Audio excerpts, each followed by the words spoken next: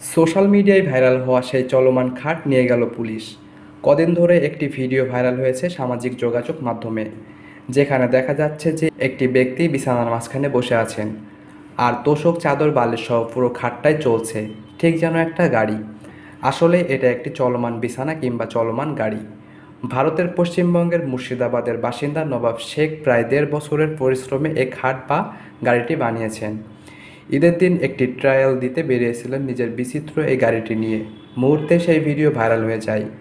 ওই চলমান বিছানা দেখতে ব্যাপক ভিড়ও হচ্ছিল। তবে নবাব শেখের এখন মন খারাপ, কারণ তার স্বাদের গাড়িটি মুর্শিদাবাদের ডোমকল থানার পুলিশ নিয়ে গেছে।